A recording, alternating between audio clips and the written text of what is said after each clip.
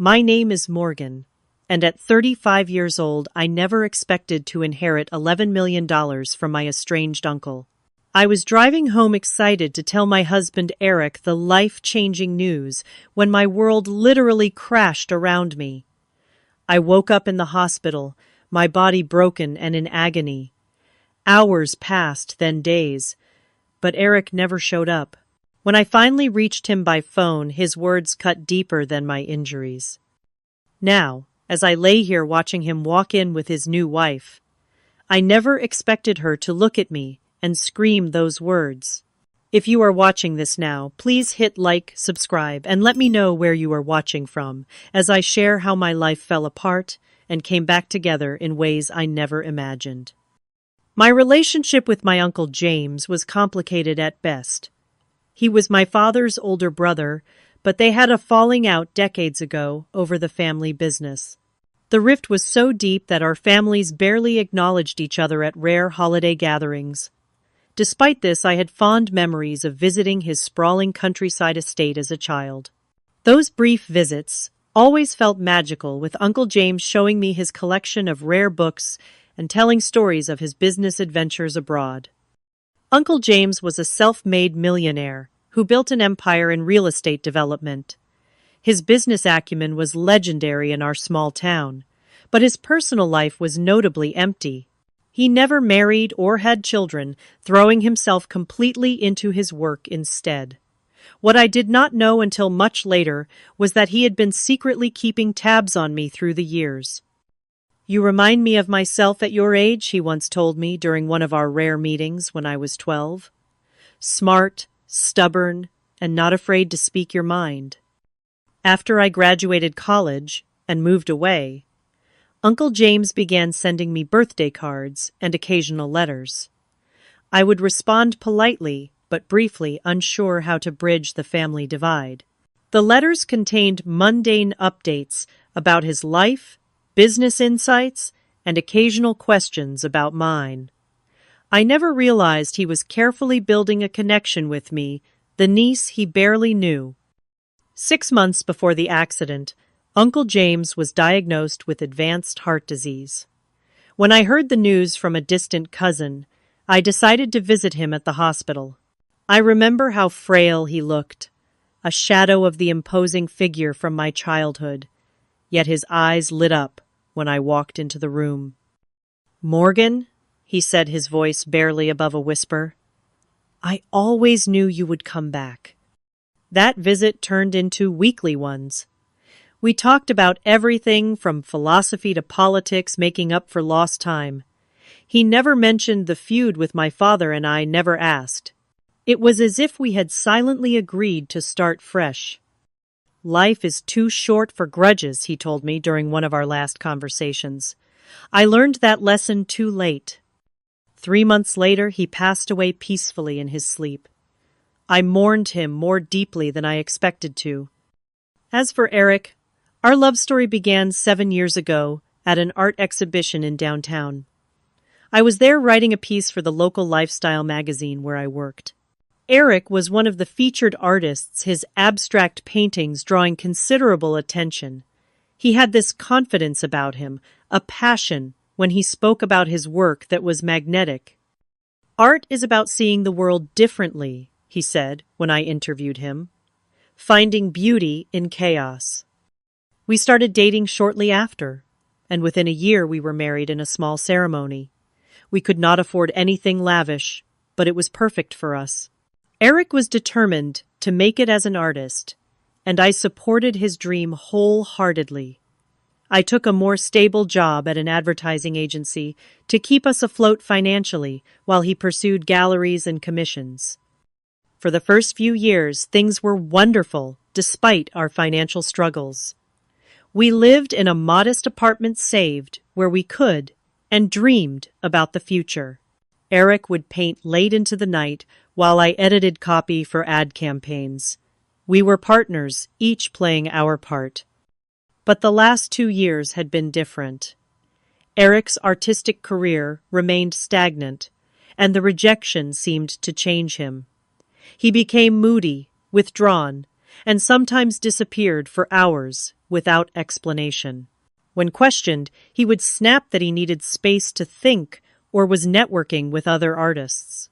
Our bank account dwindled as he invested in expensive materials for projects that never seemed to materialize. You just do not understand. The artistic process became his standard response to any questions about money or his whereabouts. I was at work when I received the call from Benjamin Harrison, Uncle James's attorney. Morgan Wallace. This is Benjamin Harrison. I'm handling the estate of James Wallace. Would you be available to come to my office today? I agreed, expecting perhaps a small memento or letter. When Benjamin slid the will across his desk, I nearly fell out of my chair. Uncle James had left me everything. His entire estate valued at $11 million plus the family property. He revised his will after your reconciliation, Benjamin explained. He was quite impressed with how you had built your life on your own terms. Attached to the will was a letter in Uncle James's handwriting.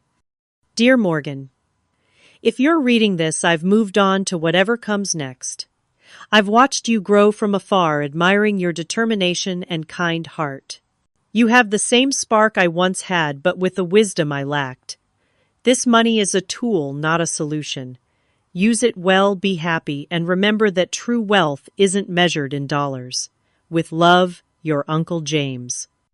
I signed the necessary paperwork in a daze. $11 million. It was an unfathomable amount. I could pay off our debts. Eric could pursue his art without financial pressure. We could buy a house, travel, start a family. The possibilities were endless. On my way out, I stopped at a jewelry store and purchased an expensive watch for Eric, a symbol of our new beginning. I decided not to tell him over the phone. News like this deserved a proper celebration. I called him anyway, just to say I was coming home early with good news. He sounded distracted, almost annoyed. I am kind of in the middle of something, Morgan. A new art project. Very experimental. This is important, Eric. I will be home in 30 minutes. Fine. Just do not expect much reaction. I am in my creative zone. I hung up feeling slightly deflated, but still excited. Once he heard the news, his mood would surely change.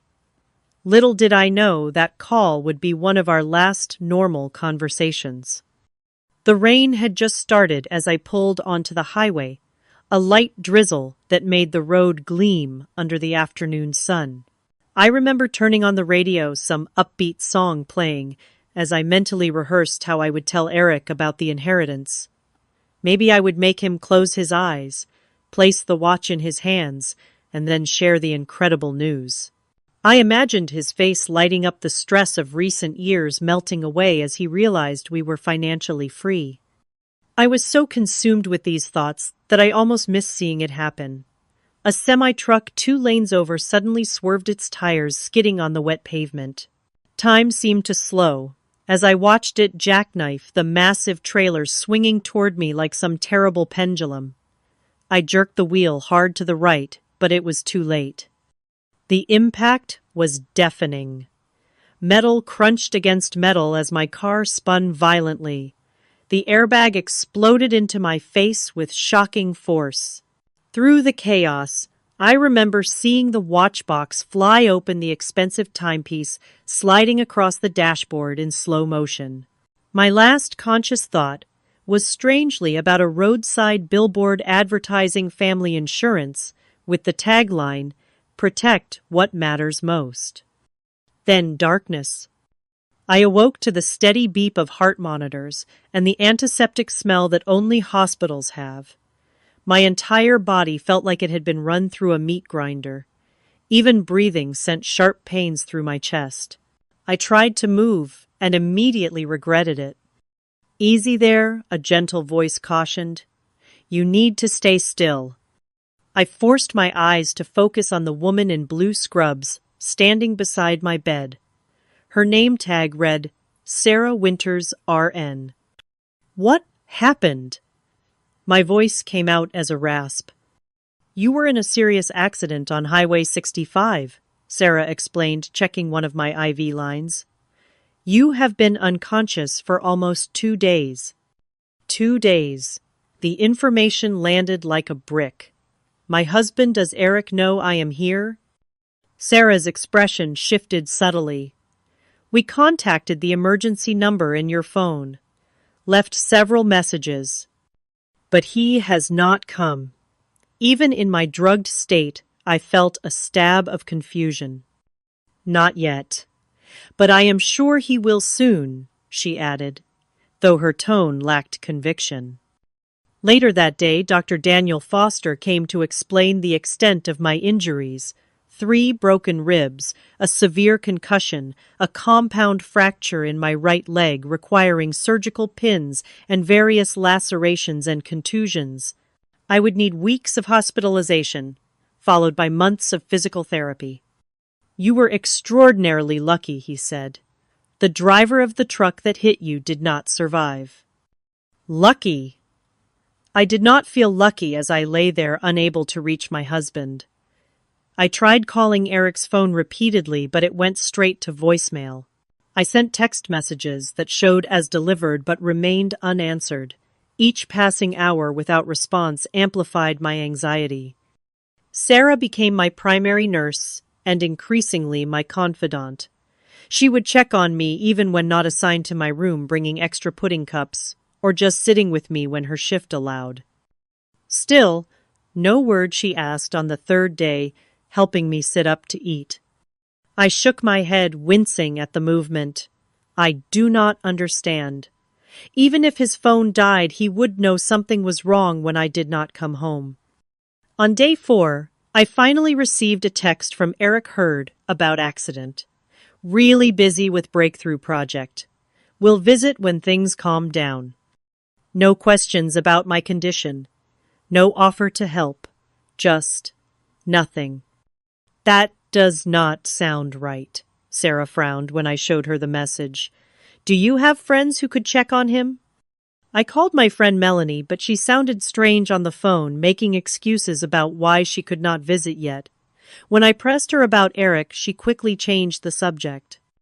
By the end of the first week, I had become increasingly suspicious. Using Sarah's tablet, I checked social media and found something that made my blood run cold. Eric had checked in at Artemis Gallery, an exclusive art club known for its wealthy patrons, with a caption about celebrating new beginnings. With shaking hands, I called his number again. This time, he answered. His voice was annoyed with music playing in the background. Eric, I am in the hospital. I have been here for a week. Where are you? A pause. Look, Morgan, I am in the middle of something important. More important than your wife being in critical condition. Another pause, longer this time. When he spoke again, his voice had changed, become colder. I do not have time or money for a loser, Morgan. Some of us are moving forward with our lives. The phone went dead. I stared at it in disbelief, tears streaming down my face. What did he mean, loser? I had just inherited $11 million, and more importantly, I was his wife, injured and alone. Sarah found me sobbing an hour later and immediately called for a sedative. As the medication took effect, dulling both physical and emotional pain, one thought kept circling in my foggy mind. Something was very, very wrong. The days following Eric's cruel phone call were the darkest of my life. I refused food, barely slept, and cried until I had no tears left. The physical pain of my injuries paled compared to the emotional devastation. 7 years of marriage, and this was how it ended. With a dismissal so cold, it felt like talking to a stranger. Sarah became concerned enough to call in Dr. Jessica Parker, the hospital's psychologist. A petite woman with kind eyes and a no-nonsense attitude, Jessica did not offer empty platitudes. What you are experiencing is trauma on multiple levels, she explained during our first session. Physical injury, emotional betrayal, and the shock of sudden abandonment. It is normal to feel like you are drowning. Did he know? I asked aloud, not really expecting an answer. About the money, I mean. What money? Jessica asked. I had not told anyone at the hospital about my inheritance. It seemed unimportant compared to everything else happening. But now I wondered if it was the key to understanding Eric's behavior. I inherited $11 million the day of my accident, I explained. I was on my way to tell Eric when the crash happened. Jessica's eyebrows shot up. That certainly adds another dimension to consider. 2 days later, Melanie finally visited. She entered my room cautiously, clutching a small bouquet of flowers and looking everywhere but at me. You look terrible, she blurted, then immediately grimaced. Sorry that came out wrong. Why have you been avoiding me? I asked directly. The medications had dulled my capacity for social niceties. Melanie sat heavily in the visitor's chair, flowers forgotten in her lap. I did not know what to say, Morgan. Everything is so messed up. Tell me what is going on with Eric. She fidgeted with her wedding ring, twisting it nervously. He is with someone else now, a woman named Vanessa. The words hit me like another car crash. What do you mean with someone else? We are married. He has been telling people you did not survive the accident, she whispered, tears forming. He held a small memorial gathering at your apartment last week. I could not bring myself to go. The room seemed to tilt sideways. He told people, I am dead while I am lying here in the hospital. Melanie nodded miserably. I only found out you were alive when Sarah called me yesterday. Eric blocked all your social media accounts. He changed the locks on your apartment. Show me, I demanded. Show me this woman. Reluctantly, Melanie pulled out her phone and opened Instagram. There he was, my husband, arm around a slender woman with dark hair. They were at an art gallery, opening champagne glasses in hand, looking for all the world like a established couple. Something about the woman's face triggered an odd sense of familiarity. She was younger than me, maybe mid-20s, stylishly, dressed with features that somehow echoed my own. Her name is Vanessa Laurent. She is some kind of assistant at the Hayward Gallery, Melanie explained. They met about 3 months ago, according to mutual friends. 3 months. While I was visiting my dying uncle Eric, had been cultivating a relationship with this woman. I felt physically ill.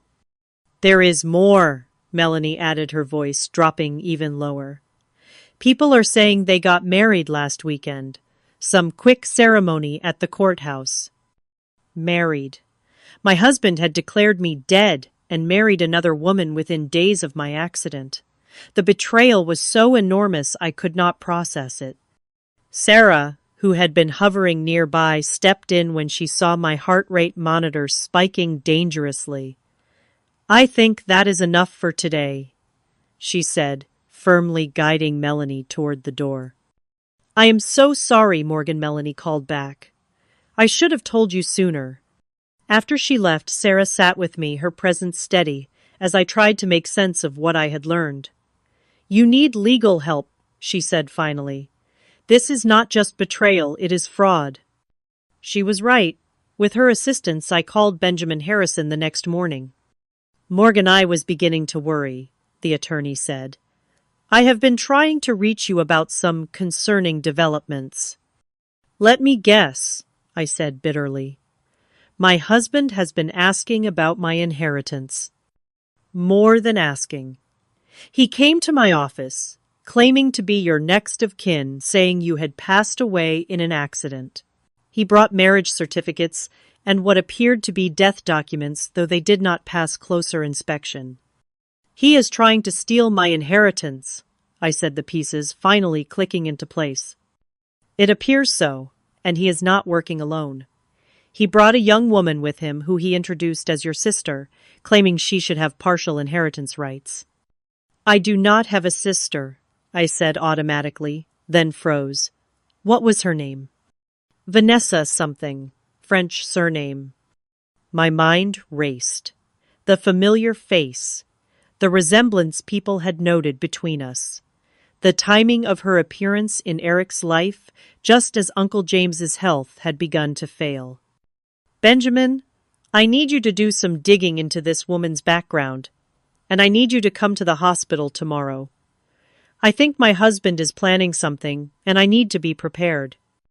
That night, I barely slept, my mind piecing together the fragments of this bizarre puzzle.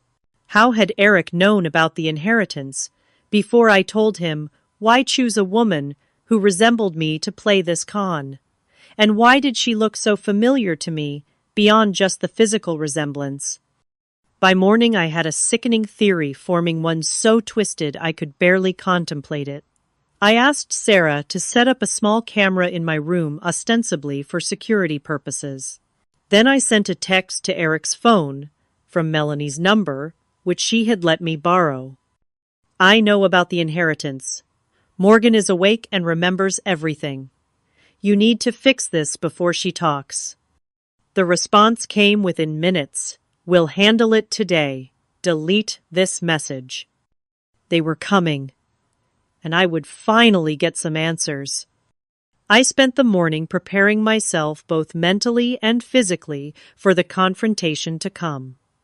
Sarah helped me sit up properly in bed and adjust my appearance so I looked slightly more vulnerable than I actually felt. Dr. Jessica coached me on maintaining emotional control, regardless of what might be said. Remember, you hold the power here, she reminded me. No matter what he says or does, he cannot take that from you unless you allow it. Benjamin arrived at noon, briefcase in hand, and stationed himself in the chair by the window where he would not be immediately visible to anyone entering. The small camera Sarah had set up was discreetly recording its tiny lens aimed at the foot of my bed. Are you certain you want to do this today? Benjamin asked. Concerned about my still fragile condition, we could handle this through proper legal channels. I need to see his face, I replied. I need to understand why. At precisely 2 p.m, there was a knock at my door. My heart rate spiked, the monitor betraying my anxiety, despite my composed exterior. Sarah squeezed my hand once before stepping back to stand near the bathroom door. Eric entered first, dressed in an expensive-looking blazer I had never seen before. His hair was styled differently, and he wore a new watch that probably cost several $1,000s. The transformation from struggling artist to affluent sophisticate was jarring. His expression as he saw me was not surprise or relief, but annoyance quickly masked by false concern. Morgan, he said, his voice theatrical. You are awake. We have been so worried. We? I asked, my voice steadier than I felt. He glanced back toward the doorway, gesturing impatiently. A slender figure stepped into the room but remained partially hidden behind him. I could only see a glimpse of dark hair and a designer dress. You remember Vanessa, of course, he said smoothly. Your cousin's daughter. I said nothing, watching as he moved further into the room, his confidence growing with each step. He had always been an actor at heart, convincing in whatever role he chose to play. Today, he had cast himself as the concerned husband. The doctors say your memory might be affected by the accident, he continued. So many things have happened while you have been unconscious. Like you telling everyone I was dead? I asked quietly. His step faltered momentarily before he recovered. A terrible misunderstanding. When they first brought you in, they thought you might not make it. I was devastated. Some people misinterpreted my grief. And the new apartment. The art gallery celebrations. The marriage license. His eyes narrowed, slightly calculating. You have been listening to gossip, darling. Not good for your recovery. What matters now is getting you well and sorting out the financial aspects of your situation. He pulled some papers from his inner pocket. The doctors mentioned you might not be able to handle your affairs for some time.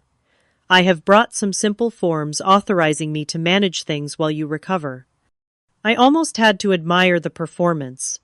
If I had been heavily medicated or confused, I might have believed his concerned act. But I could see the coldness behind his eyes, the impatience in the way he held out the papers. You mean the $11 million I inherited? I asked bluntly.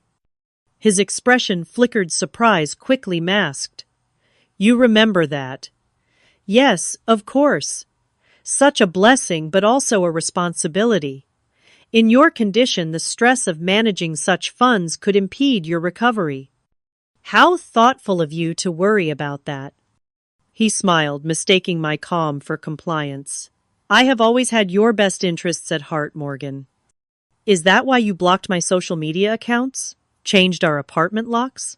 Told my friends I was dead? Eric's facade began to crack. You are confused. The medication. Show her the video, Benjamin said suddenly, standing up from his chair.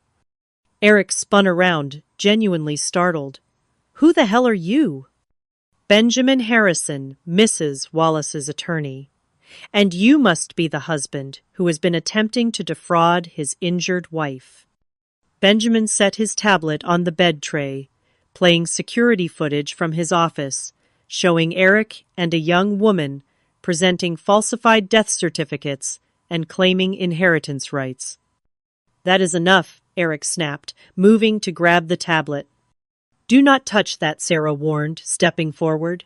Hospital security is right outside. The woman who had remained near the doorway finally moved forward, curiosity apparently overcoming caution. As she approached the bed, I got my first clear look at her face. The resemblance was even more striking up close. Same shaped eyes, similar nose. Even the way she carried herself reminded me of myself at a younger age. But there was something else, something that triggered a deep, almost primal recognition. Vanessa stared at me, her expression shifting from nervous to confused to shocked. Her face paled dramatically as our eyes locked.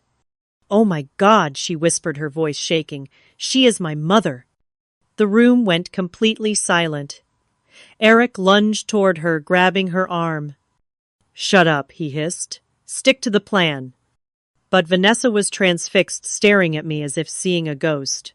With trembling hands, she reached into her purse and pulled out a worn photograph. I have been looking for you my entire life, she said, her voice breaking, as she held out the photo for me to see. The image showed a teenage girl holding a newborn baby, her face partly obscured, but unmistakably a younger version of myself.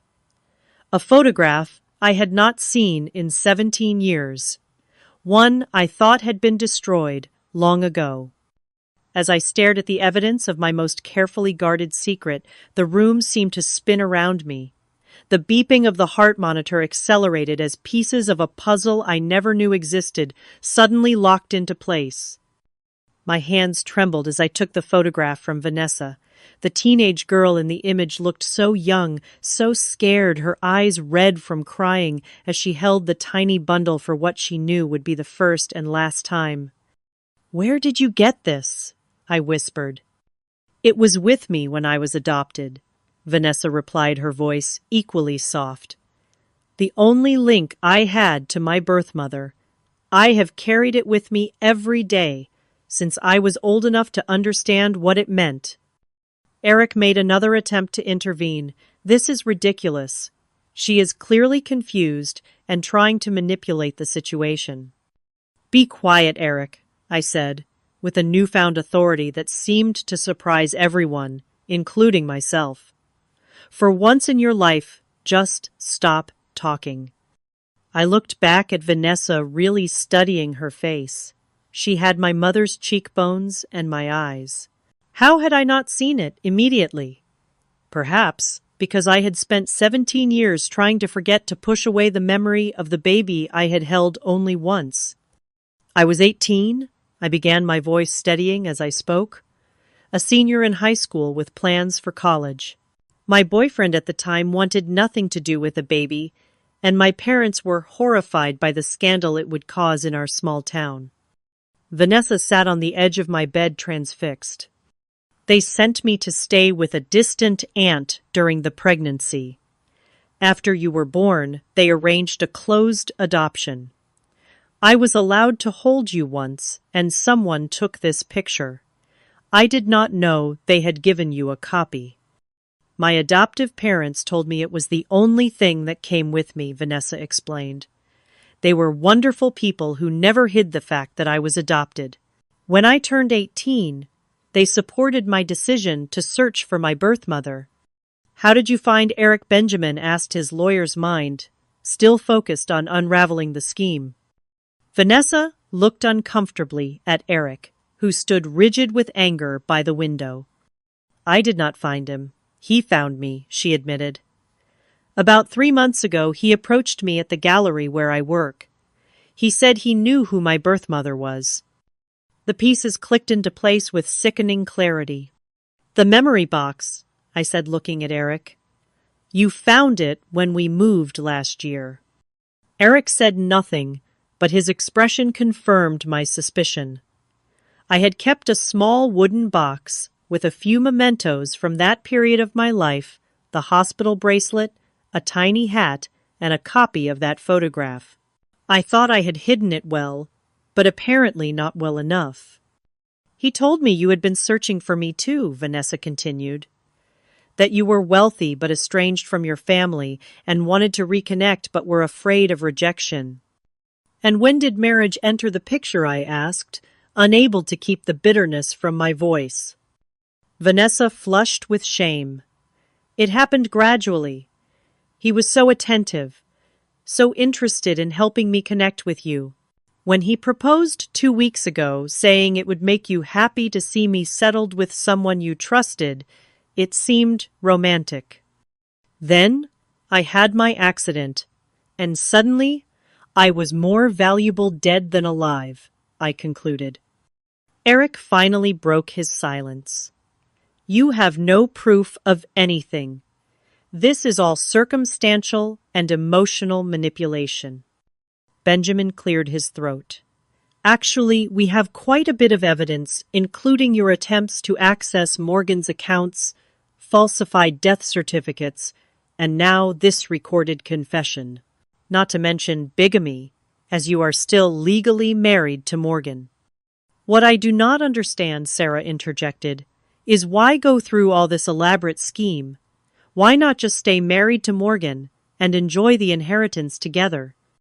I looked at Eric, really looked at him, seeing him clearly, perhaps for the first time, because he never loved me. I was convenient, a steady income, while he pursued his artistic dreams. But $11 million, that required a bigger plan. The will has a special provision, Benjamin explained. If Morgan had died without children, a significant portion would have gone to charity.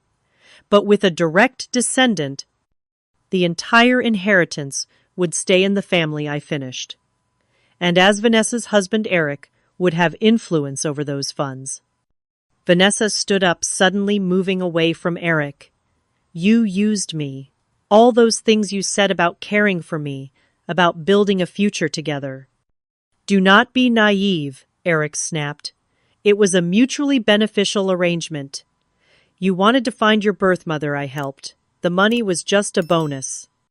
By declaring me dead and marrying my daughter, I asked incredulously. Half the inheritance would have gone to her anyway once the relationship was discovered. Eric argued, his true nature now fully exposed. I was just expediting the process. By committing fraud, Benjamin pointed out. And potentially murder if Morgan had died from her injuries without regaining consciousness. Eric's face hardened. You cannot prove that. We do not need to, I said quietly. You have done enough damage already. I turned to Vanessa, whose world had clearly been shattered. I am so sorry you were dragged into this. She wiped tears from her eyes. All my life I imagined finding my birth mother. Never like this. Eric made a sudden move toward the door. This is absurd. I am leaving. I would not advise that, Benjamin said calmly. Hospital security is waiting outside, and I have already filed preliminary charges. Leaving now would only add fleeing to the list. As if on cue, 2 security officers appeared in the doorway. Eric looked wildly around the room like a cornered animal searching for escape. Morgan. He tried one last time, his voice taking on the gentle tone I had once loved. We can work this out. Think about everything we have been through together. That is exactly what I am thinking about, I replied. Officers, this is the man I mentioned. As they escorted Eric from the room, Vanessa and I were left in a strange, weighted silence, 17 years of separation hanging between us, like an invisible wall. I never stopped thinking about you, I finally said. Not a single day. The days following Eric's arrest were a blur of legal meetings, police statements, and emotional conversations. Benjamin worked tirelessly to untangle the web of fraud Eric had created, discovering that he had attempted to access my bank accounts multiple times using forged documents. He was quite thorough, Benjamin explained during one of our meetings in my hospital room. He had created a paper trail, suggesting you had discussed the inheritance with him, even going so far as to forge emails between the two of you. How much trouble is he in? I asked. Not out of concern for Eric, but needing to understand the extent of his crimes. Fraud, forgery, attempted grand theft, bigamy, and potentially conspiracy charges, if we can prove he deliberately left you without medical assistance after the accident. He is looking at significant prison time. The betrayal still felt surreal, like I was watching someone else's life unravel. 7 years of marriage, and I had never truly known the man I shared my bed with. What about the marriage to Vanessa? I asked. Already filing for annulment. Since your marriage to Eric was never legally dissolved, his marriage to Vanessa is invalid. Plus, the evidence of manipulation and fraudulent intent makes it a straightforward case. Vanessa had been visiting daily since the confrontation. Our initial meetings were awkward, filled with long silences and hesitant questions. How do you begin a relationship with the daughter you gave up 17 years ago, especially under such bizarre circumstances? Tell me about your parents, I asked during one of her visits. Your adoptive parents, I mean. Vanessa's face softened. They are wonderful. Dad is a high school science teacher, Mom works as a librarian. They always made sure I knew I was loved and wanted. I am glad, I said sincerely. That was all I ever hoped for you. They want to meet you when you are ready, she added cautiously. They never spoke badly of you. They always told me you were very young and wanted me to have opportunities you could not provide. Tears filled my eyes. They sound like extraordinary people. Why did you never try to find me? She asked the question that had clearly been weighing on her. I took a deep breath, partly shame, partly because I thought a clean break would be better for you, and partly because I was afraid. Afraid of what? That you would hate me for giving you up. That you would ask questions I did not have good answers for. That seeing you happy with another family would break my heart all over again. Vanessa reached out tentatively and took my hand. I could never hate you. I have questions, yes, but I understand you were just a teenager, faced with an impossible situation. Her forgiveness so freely given broke something open inside me. For the first time since the accident, I wept, without restraint, releasing 17 years of guilt and regret. Sarah, who had been checking my vitals, quietly left the room to give us privacy. While my emotional wounds began, the slow process of healing my physical recovery continued as well. The surgeons had done excellent work on my leg, but the road to full mobility would be long. Physical therapy sessions were grueling, often leaving me exhausted and discouraged. "You are making remarkable progress," Dr. Foster assured me during one follow-up examination. "Many patients with your injuries would still be bedridden." "I have good motivation," I replied, glancing at Vanessa, who had taken to attending my therapy sessions for moral support. Benjamin visited again with news about the inheritance situation. "Given the circumstances, I believe we should discuss how you want to handle the estate, particularly in light of Vanessa's relationship to you." I had been thinking about this extensively. Uncle James left everything to me because he did not know about Vanessa. Had he known he had a great niece, I believe he would have included her. "So you want to split the inheritance," Benjamin clarified. "Yes, equally." Vanessa immediately protested. "Morgan, no. That money is yours. I never came looking for you because of money." "I know that," I assured her. "But you are family, my family, and I have 17 years of birthdays and Christmases to make up for." 2 weeks after Eric's arrest, I received a visit from Detective Laura Jennings, the officer handling the case. "We found something concerning when executing the search warrant on your apartment," she explained, placing a sealed evidence bag on my bed tray. Inside was a small bottle of pills with a pharmacy label in my name, but for medication I had never been prescribed. "These are powerful sedatives, often used to treat severe insomnia," Detective Jennings explained. "According to the prescription date, they were filled 3 days before your accident." "I have never had trouble sleeping," I said, confused. "I have never seen these before." "We are investigating the possibility that your husband may have been medicating you without your knowledge. Several of your neighbors reported hearing arguments in the weeks before your accident, and one mentioned you seemed unusually tired and disoriented during your last conversation." The implication was clear and chilling. Had Eric been planning to get rid of me even before learning about the inheritance? Had the crash simply provided a convenient opportunity to accelerate his plans? "We may never know the full extent of what he intended," Detective Jennings admitted. "But rest assured, we are building the strongest case possible." As my discharge date approached, practical concerns began to surface.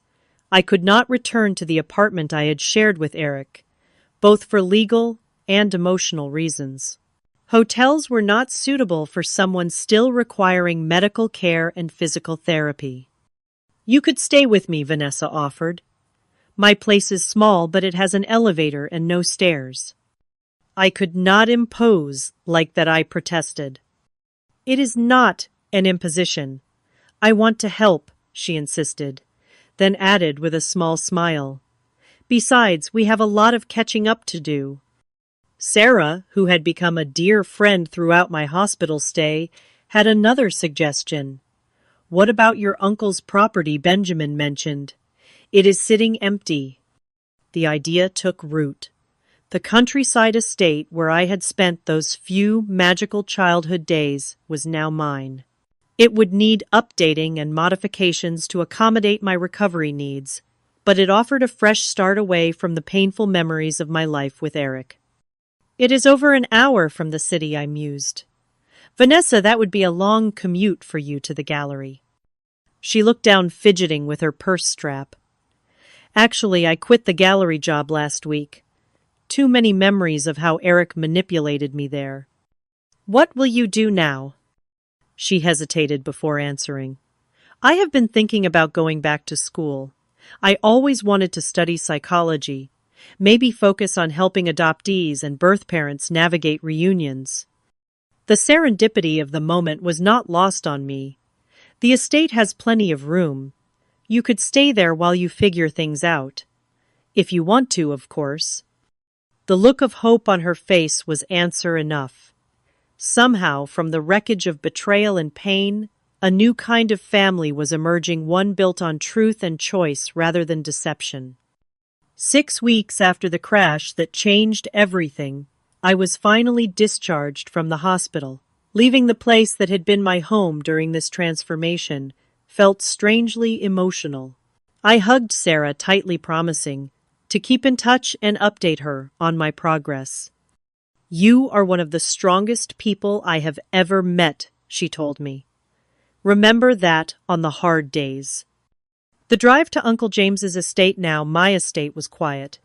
Vanessa concentrated on navigating the winding country roads while I watched the city gradually give way to rolling hills and open fields. A light snow had fallen the night before, dusting the landscape in pristine white that seemed fitting for our fresh start. The house itself was grander than I remembered, a sprawling Victorian with a wraparound porch and large windows.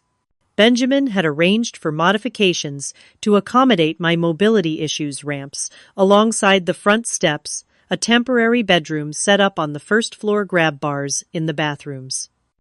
"What do you think?" I asked Vanessa as we pulled into the circular driveway. "It is beautiful," she replied, her eyes wide, like something from a storybook.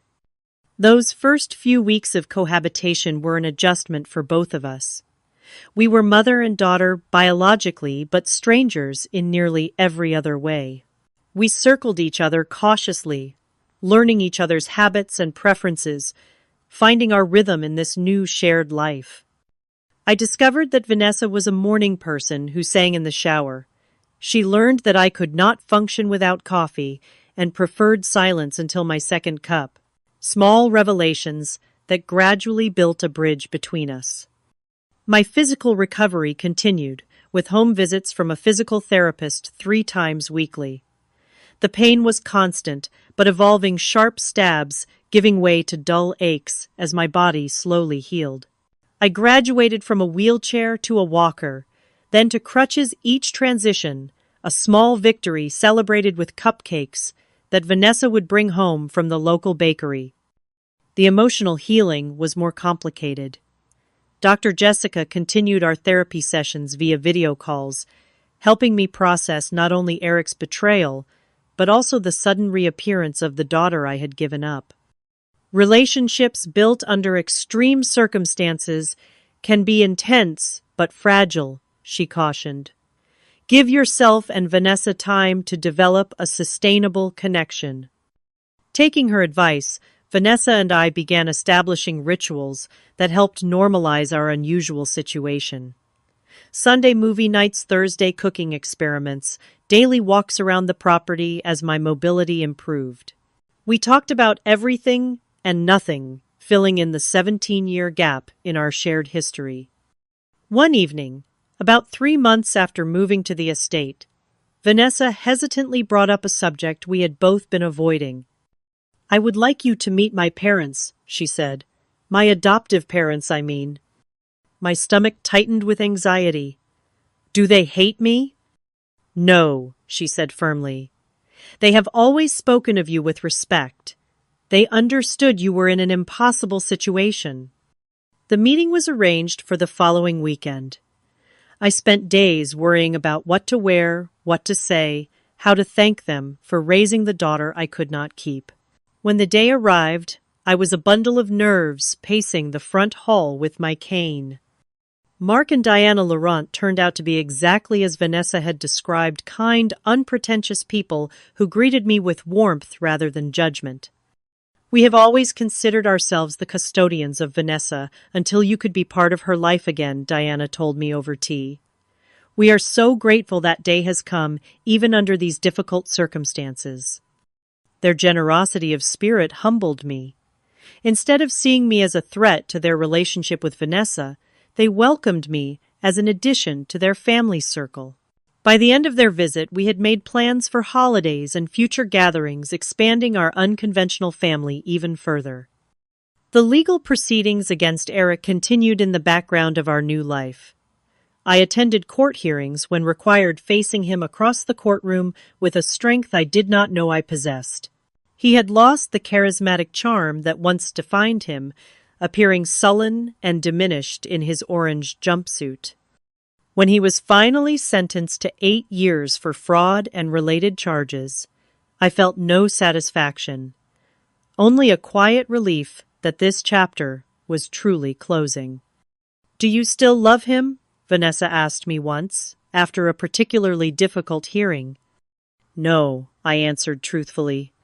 "I mourn the person I thought he was, but that person never existed. He was a character Eric created like one of his paintings." As the seasons changed, so did the estate. We planted a garden in spring, transforming the neglected grounds into something vibrant and alive. I found unexpected joy in nurturing growing things, perhaps, because it paralleled my own rebirth. Following Benjamin's financial advice, we established a charitable foundation in Uncle James's name, focusing on supporting young single mothers and promoting ethical adoption practices. The irony of using my inheritance this way was not lost on me, but it felt right, a way of creating meaning from my own painful experience. Vanessa enrolled in university that fall, commuting to classes while continuing to live at the estate. Her passion for psychology was evident in how she approached everything, always considering the deeper motivations behind behaviors and choices. "You would have been a terrible artist's wife," she told me one evening, as we sat on the porch watching the sunset. "Too practical, too grounded." "And yet I tried to be one for 7 years," I replied with a rueful smile. "Because you thought love meant supporting someone else's dreams at the expense of your own." Her insight struck me deeply. "When did you get so wise?" "I had good parents," she said simply. "All 3 of them." As my physical recovery plateaued, I began considering what I wanted for my own future. The advertising career I had pursued mainly to support Eric's artistic ambitions no longer appealed to me. With financial security now assured, I had the freedom to reinvent myself completely. I started writing initially just as therapy, but eventually with more serious intent. My story, fictionalized but emotionally true, began to take shape as a novel. The process was cathartic, transforming pain into purpose. 1 year to the day after the accident, we held a small gathering at the estate. Sarah came along with Benjamin, Detective Jennings, Dr. Jessica, Melanie, and Vanessa's adoptive parents. People who had supported us through the darkest times, now sharing in the light. As I looked around at these faces, at the unlikely family we had created from the wreckage of Betrayal, I was struck by the strange alchemy of life, its ability to transmute lead into gold if given enough time and pressure. "I want to propose a toast," I said, raising my glass, "to unexpected journeys and the people who help us navigate them." Later, as Vanessa and I sat alone on the porch steps after everyone had gone, she asked the question that had been on both our minds. "Do you ever regret it? Not the adoption, but everything that happened after. The accident, discovering Eric's betrayal, all the pain." I considered carefully before answering. Regret implies I would choose a different path if given the chance, and I would not. Not if it meant not finding you again. Money can reveal people's true characters, stripping away pretense and exposing what lies beneath. Eric's betrayal taught me that painful lesson, but it also brought me back. My daughter gave me a second chance at a relationship I thought was lost forever. Sometimes the worst moments of our lives create openings for the best to enter. The crash that broke my body led to healing my heart. The husband who betrayed me inadvertently reunited me with the daughter I had grieved for 17 years. The inheritance that made me a target also gave me the freedom to rebuild my life on my terms. As the stars appeared above us, I realized that true wealth had nothing to do with the millions in my bank account, and everything to do with the authentic connections I had formed in the aftermath of disaster. I had lost a husband but gained a daughter, lost illusions but gained clarity. Lost my old life but gained one infinitely more real and satisfying. What are you thinking about? Vanessa asked, noticing my silence. That sometimes you have to survive a crash to find your way home. Have you ever experienced a betrayal that ultimately led to something positive in your life? I would love to hear your stories in the comments below.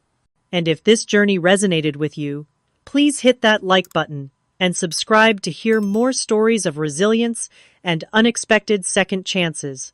Share this with someone who might need a reminder that even our darkest moments can lead to dawn. Thank you for listening to my story, and remember that sometimes our greatest strength emerges from our most vulnerable moments.